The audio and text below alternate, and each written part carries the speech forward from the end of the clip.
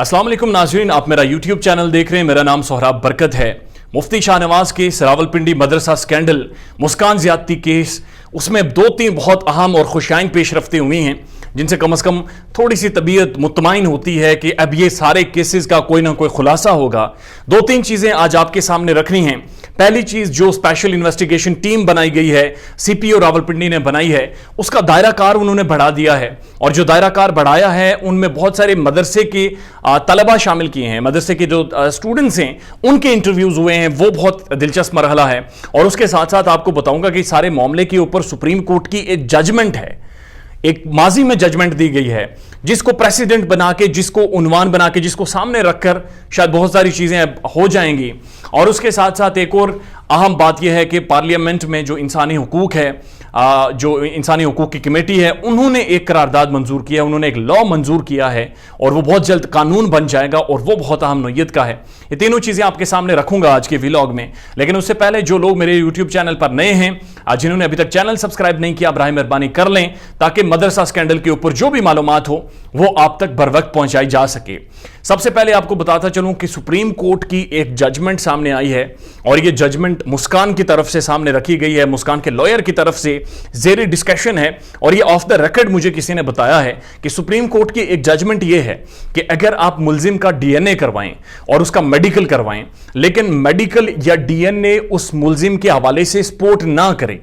अब ये इंपॉर्टेंट बात है, सपोर्ट ना करे, लेकिन उसके बावजूद जो एविडेंस और शवाहिद हों, जो एविडेंस, जो वाकयात, जो शवाहिद, जो जाए वक़ुआ हो, वो अगर मुलजिम के खिलाफ हो तो भी उसी मुलजिम की को सजा हो सकती है जिसको, वो जो मजलूमा है, जिसके ऊपर ज्यादती हुई है, वो उसका नाम ले दो। अब ये बड़ी अहम डेवलपमेंट है और ये बहुत ही अहम जजमेंट है जो मुस्कान का लॉयर सामने लाया है और जिसका वो जिक्र कर रहे हैं कि सुप्रीम कोर्ट ने एक ऐसी जजमेंट की बात की है कि अगर आपका डीएनए भी नेगेटिव आ जाए, उसके बावजूद भी अगर शवाहिद आपके खिलाफ जा रहे हैं और आप और जो विक्टिम है, जिसके साथ रेप हुआ है, ज्यादती हुई है, उसकी तस्दीक कर रहे हैं, तो भी आपके खिलाफ कार्रवाई हो सकती है और आपको सजा हो सकती है। ये बड़ी अहम चीज है। और उसके साथ साथ जो ज़ैनब अलर्ट बिल है वो भी मंजूर कर दिया गया है और जो इंसानी हुकूक की जो स्टैंडिंग कमेटी है पार्लियामेंट की, उन्होंने एक करारदाद मंजूर की है और उस करारदाद में उन्होंने ये कहा है कि एक ऐसा पाकिस्तान में कानून बनाया जाए कि जो भी ज्यादती केसेस हों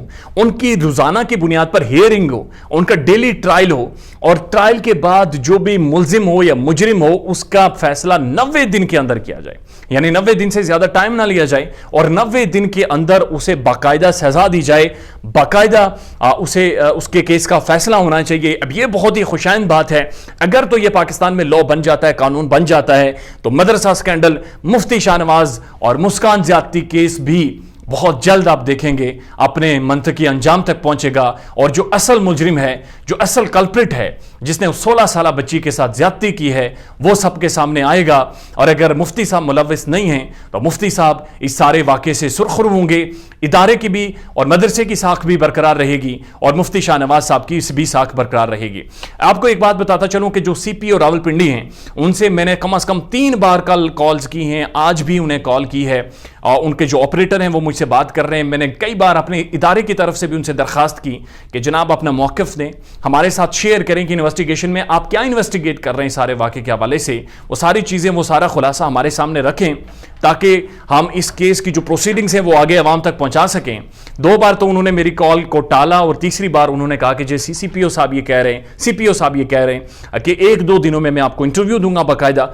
और उसमें सारी चीज़ बताऊंगा। चूंकि अभी इन्वेस्टिगेटिव फेज में है बहुत सारी चीज़ें, तो इन्वेस्टिगेशन के दौरान बहुत सारी चीज़ें हम आपको नहीं बता सकते। अब ये बड़ी इंपॉर्टेंट चीज़ है कि जब मैं सीपीओ का इंटरव्यू करूंगा तो उसमें इन्वेस्टिगेशन के हवाले से जो चीज़ें सामने आएंगी वो भी आपके सामने रखेंगे। अब जो स्पेशल टीम है, जो स्पेशल टीम बनाई है सीपीओ रावलपिंडी ने सारे केस को जांच पड़ताल के लिए, जेआईटी बनाई गई है जिसमें 5 लोग शामिल हैं, सारे केस की तहकीकात कर रहे हैं। उन्होंने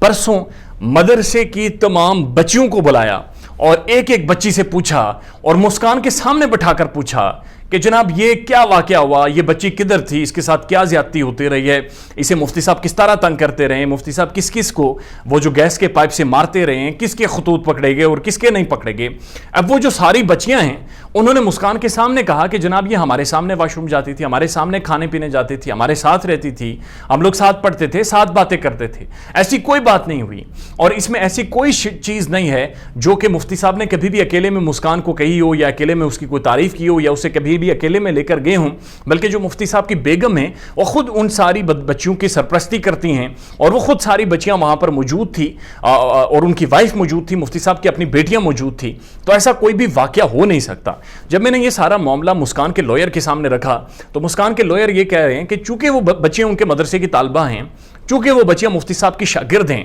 اس لیے ان کا کوئی بھی بیان معنی اس لیے نہیں رکھتا کیونکہ یہ ڈائریکٹلی اور انڈائریکٹلی ان بچیوں کا بھی تعلق ایک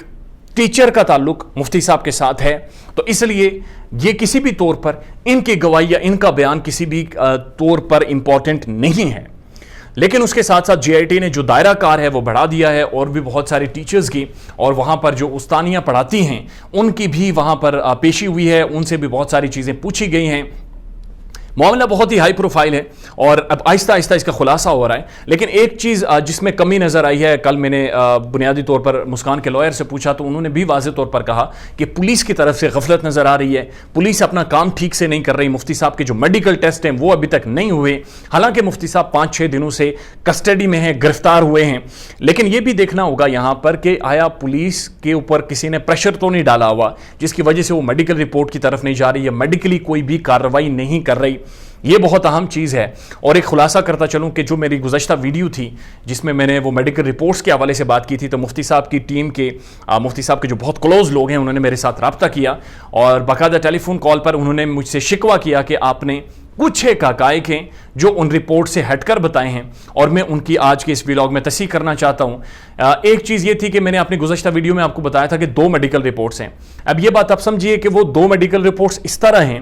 کہ ایک تو میڈیکل آفیسر نے رپورٹ لکھی ہے اور ایک گائناکالوجسٹ نے رپورٹ لکھی ہے. اب جو میڈیکل آفیسر ہے اس نے جو رپورٹ لکھی ہے اس رپورٹ میں وہ جو میڈیکل آفیسر ہے وہ یہ کہہ رہا ہے کہ جناب 4-5 دن پہلے یعنی 17 تاریخ کو جب ایف آئی آر درج ہوئی اس کے بعد میڈیکل رپورٹ ہوا, ٹیسٹ ہوا, تو وہ یہ کہہ رہے ہیں کہ جو میڈیکل آفیسر ہیں وہ یہ کہہ رہے ہیں کہ جناب جو ہم نے ٹیسٹ کیا ہے اس کے مطابق اس کا ہیمن ریپچر ہے, ریپ اٹیمپٹ سکسیسفل ہے, اور یہ جو ریپ ہوا ہے وہ 4-5 دن پہلے ہوا ہے.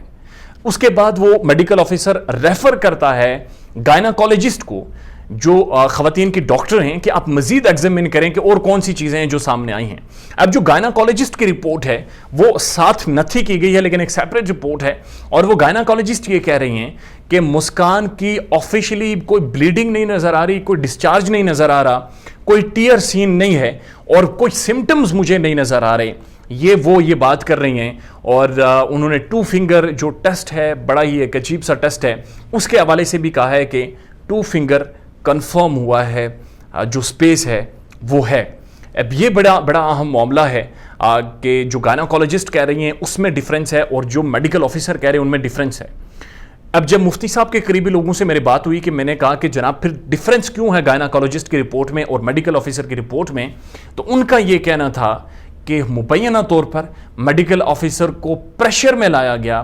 پریشر ٹیکٹک استعمال کیے گئے اور اس کے بعد